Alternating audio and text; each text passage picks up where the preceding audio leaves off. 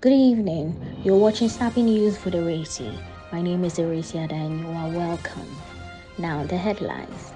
I am the most vilified political figure in Ghana, says Akufo-Addo. Sir John finally goes home. UNICEF removes controversial report which downplayed impact of porn on children.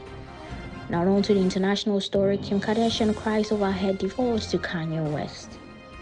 Now let's get into the details.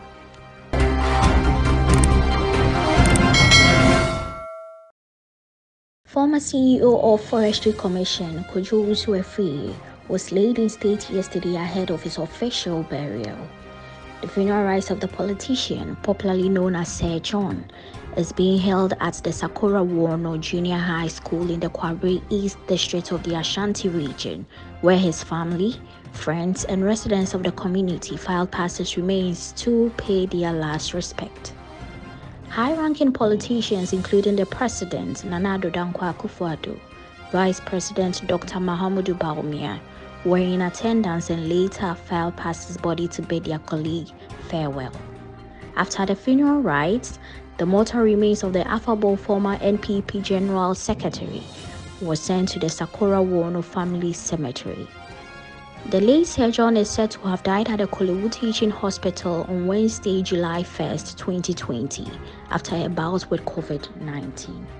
May his soul rest in peace. According to His Excellency Akufo-Addo, he remains the most vilified political leader in the country. He said, "Some media houses and private organizations purposely published distasteful news about him to tarnish his reputation and records. I find it ironic that the presidency of a man who has been and continues to be daily the most vilified political figure of his generation can be accused of presiding over a culture of silence," said the president at a special congregation in his honor at the University of Cape Coast over the weekend. According to Akufo-Addo, his presidency has been constantly bad-mouthed, vilified with harsh criticism from Ghanaians and political opponents, yet he will do his possible best to change the fortunes of Ghana for good, despite illogical critiques. The United Nations Children's Emergency Fund has removed a controversial report which asserted that children are unaffected by viewing sexually explicit material. UNICEF, in the report titled Digital Age Assurance Tools and Children's Rights Online, concluded that pornography may not always be harmful to children. The report suggested that children could be able to access sexually explicit material according to their age and maturity, and that children have a human right to access pornography online and through sex education. There are several different kinds of risks and harms that have been linked to children's exposure to pornography, but there is no consensus on the degree to which pornography is harmful to children, the report reads. Prominent advocates point to research arguing that access to pornography at a young age is linked with poor mental health, sexism and objectification, sexual aggression, and other negative outcomes. The evidence suggests that some children appear to be harmed by exposure to some kinds of pornography at least some of the time, but that the nature and extent of that harm vary. There is conflicting evidence regarding how many children worldwide are accessing pornography online and how often. Some reports have found that boys are more likely to experience greater exposure to pornography at an earlier age, and they are more likely to be exposed to violent or abusive images such as rape, whereas girls are more likely to be subject to involuntary or problematic exposure.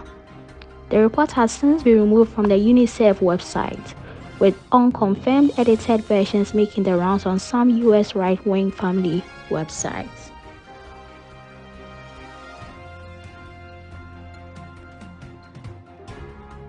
American star Kim Kardashian broke down in tears telling her family she feels like a failure amid her crumbling marriage to rapper Kanye West.